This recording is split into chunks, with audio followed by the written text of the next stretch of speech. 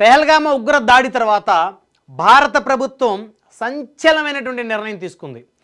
పాకిస్తానీలు ఎవరూ కూడా భారతదేశ గడ్డ మీద ఉండటానికి వీల్లేదు, అసలు మీరు అర్హులు కాదు, ఇక్కడి నుంచి మీరు ఇమ్మీడియట్గా వెళ్ళిపోవాలి అని చెప్పేసి కేంద్ర ప్రభుత్వం హుకుం జారీ చేసింది. సాక్షాత్తు కేంద్ర హోంశాఖ మంత్రి అన్ని రాష్ట్రాల ముఖ్యమంత్రులతో ఫోన్ చేసి స్పెషల్గా మాట్లాడి మరీ చెప్పారు, పాకిస్తానీలందరినీ కూడా తిరిగి వారి దేశం పంపించేసేయండి, ఎవ్వరూ ఉండటానికి వీల్లేదు.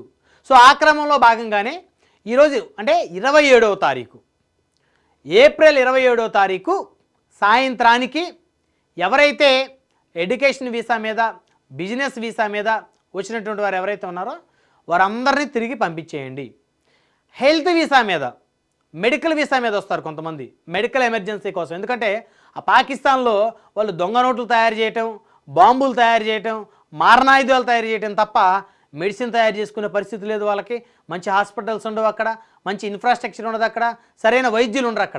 అక్కడ వాళ్ళు గుండెల్లో బుల్లెట్లు దించాలా, గుండెలు కొయ్యాలా అనేటువంటి ఆలోచనలు ఉంటారు, కానీ గుండెని కాపాడాలి అని చెప్పేసి ఆలోచనలు ఉండేటువంటి పరిస్థితి ఆ పాకిస్తాన్లో 10% ప్రజలకు కూడా లేదనమాట. అక్కడ ఉన్నటువంటి పౌరుల్లో కూడా 10% లేదు. సో కాబట్టి అలాంటి పరిస్థితుల్లో వారు ఇక్కడ ఉండటానికి అర్హులు కాదని చెప్పేసి కేంద్ర ప్రభుత్వం హుకుం జారీ చేసింది. 29వ తారీఖు వరకు మాత్రం ఈ యొక్క మెడికల్ వీసా మీద వచ్చిన వాళ్ళు 29 సాయంత్రానికి ఖాళీ చేయాలి. 27 సాయంత్రానికి ఎవరైతే ఎడ్యుకేషన్ వీసా మీద బిజినెస్ వీసా మీద వచ్చుంటారో వర్క్ వీసా మీద వచ్చుంటారో వాళ్ళందరూ కూడా 27వ తారీఖు సాయంత్రానికి ఖాళీ చేసి వెళ్ళిపోవాలి. సో అయితే ఈ క్రమంలో పోలీసులు సెర్చ్ ఆపరేషన్ చేస్తుంటే అసలు కుప్పలుగా బయటపడతా ఉన్నారు. కలుగుల్లో నుంచి ఎలుకలు వస్తున్నట్టు ఈ పాకిస్తానీలు మరి ఎక్కడెక్కడ వచ్చి జ్వరబడ్డారో, ఎవరెవరి సహకారంతో వచ్చి జ్వరబడ్డారో అందరికీ తెలుసు, వారికి షెల్టర్ ఎవరిస్తారో అందరికీ తెలుసు. అసలు వారు బీభత్సంగా బయటపడతా ఉన్నారు. ఒక్క హైదరాబాద్ పాత బస్తీలోనే 200కు పైగా అధికారికంగా బయటపడ్డారు ఈ పాకిస్తానీలు. ఒకసారి చూస్తే 156 మంది లాంగ్ టర్మ్ వీసాలు పాకిస్తానీలు, అదేవిధంగా 13 మంది షార్ట్ టర్మ్ వీసాల మీద ఉన్నారు, అదేవిధంగా 39 మంది పాకిస్తానీలు బిజినెస్ వీసా మీద. మరి ఏం బిజినెస్ చేయడానికి వచ్చారో వారు ఇక్కడికి పాకిస్తాన్ నుంచి భారతదేశంలో మరి వారు ఏం బిజినెస్ చేయాలనుకుంటున్నారో, మరి వారు ఏం చేస్తున్నారో మరి ఎవరికి తెలియదు. వీసాలు అయితే బిజినెస్ వీసాలు అని చెప్పేసి వేసుకొని వస్తారు. మరి ఇక్కడ ఉండి ప్రతిరోజు వారు ఏం చేస్తారో, వారి కార్యకలాపాలు ఏంటి అనేది కూడా ఇక్కడ ప్రభుత్వం కానీ అధికారులు కానీ లేకపోతే నిఘా వర్గాలు కానీ ప్రతిరోజు వారి మీద నిఘా పెట్టడం కష్టమైపోతుంది.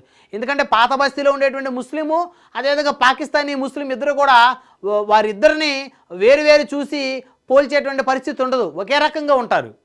పాత బస్తీలో ఉన్న ముస్లింలు పాకిస్తాన్ ముస్లింలు ఒకే రకంగా ఉండటం వల్ల సో ఎవరు ఏ దేశస్తులు అనేది ఐడెంటిఫై చేయడం కాస్త కష్టమైనటువంటి పని. సో కాబట్టి హైదరాబాద్ పుణ్యమా అని పాత బస్తీ పుణ్యమా అని ఈ పాకిస్తానీలు వాళ్ళు చక్కగా సర్వే అయిపోతూ ఉంటారు, ఇక్కడ సేల్ అవుతూ ఉంటారు, ఇక్కడ చక్కగా బతుకుతూ ఉంటారు. సో మొత్తాన్ని చూస్తే ఒక పాత బస్తీలోనే 200కు పైగా అధికారికంగా బయటపడ్డారంటే అనధికారికంగా ఎంతమంది ఉంటారు?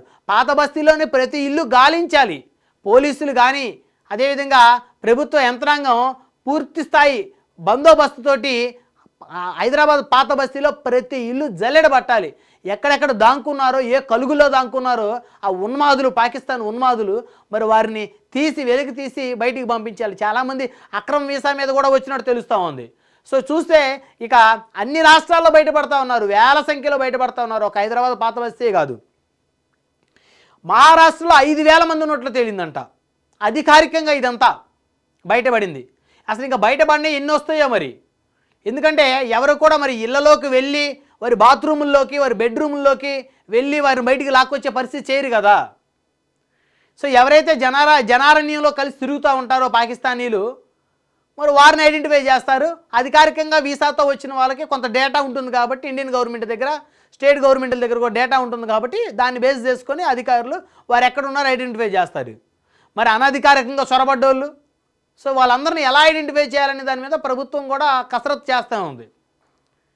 ఒక్క మహారాష్ట్రలో 5,000 మంది అంటే మరి ఇంకా అనధికారికంగా ఎంతమంది ఉన్నారు? మరి ఏ మార్గాల ద్వారా వస్తున్నారో వారు? జల మార్గం ద్వారా రావచ్చు, వాళ్ళు వచ్చేది కంతలు ఎత్తుక్కొని వస్తూ ఉంటారనమాట. అదేవిధంగా గుజరాత్లో 1000 మంది బంగ్లాదేశీలు అరెస్ట్ అయ్యారు.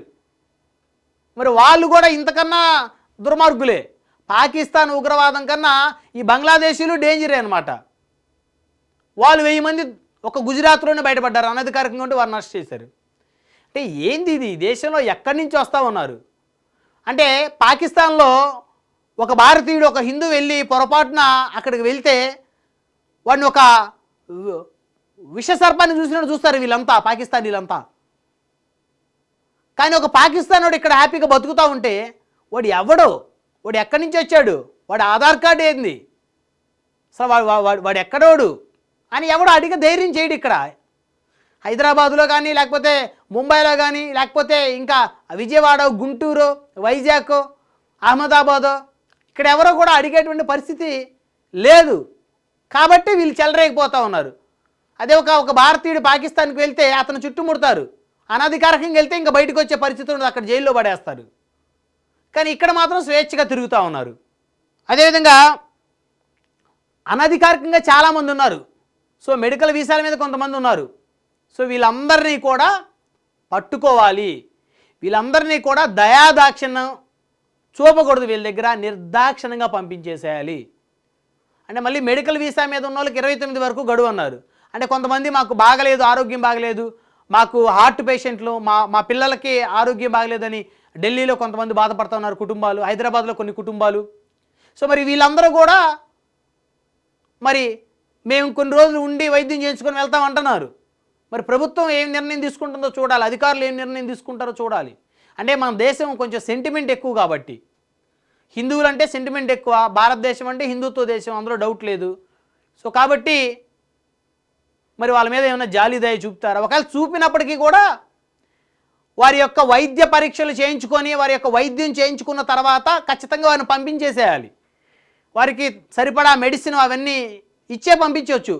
ఎందుకంటే అక్కడికి వెళ్తే మెడిసినే ఉండదు కదా, అక్కడికి వెళ్తే మారణాయుధాలు, ఆ బాంబులు, ఆ తుపాకులు తప్ప పాకిస్తాన్లో ఏం లేదు. కాబట్టి ఇక్కడి నుంచే మరి ఎవరైతే వైద్యం కోసం వచ్చారో, మెడికల్ వీసా మీద వచ్చారో వారికి మెడిసిన్ కూడా ఇచ్చి పంపించినా తప్పేం లేదు దానికి. కాకపోతే వాళ్ళు పంపించేసేయాలి, వారు ఇక్కడ ఉండడానికి అర్హులు కాదు వాళ్ళు. సో బంగ్లాదేశీ వాడు వచ్చి స్థిరపడిపోతా ఉన్నాడు, చక్కగా వాడు ఏం చేస్తున్నాడో తెలియట్లేదు ఈ దేశంలో. పాకిస్తాన్ వాడు ఆ పాత బస్తీ ముసుగులో వాడేం చేస్తున్నాడో తెలియట్లేదు. ఎవరికి నచ్చినట్టు వాళ్ళు చేసేస్తూ ఉన్నారనమాట, ఎవరికి నచ్చినట్టు స్వేచ్ఛగా తిరుగుతున్నారు. ఎందుకంటే ఇది భారతదేశం చాలా స్వేచ్ఛావాయువు ఉన్నటువంటి దేశం. సో ఇది భిన్నత్వంలో ఏకత్వం, అన్ని కులాలు, అన్ని మతాలు కలిసి ఉంటారు ఇక్కడ. సో కాబట్టి వాళ్ళు స్వేచ్ఛగా తిరగలుగుతున్నారు. సో ఏదేమైనప్పటికీ పాకిస్తాన్ అనే వాళ్ళని ఇమీడియట్గా వాళ్ళని పంపించడం అనేది ఈ దేశానికి అత్యవసరం, అందులో ఎలాంటి డౌట్ లేదు. మీ అభిప్రాయాలు ఏవైతే ఉన్నాయో కామెంట్ రూపంలో పెట్టండి.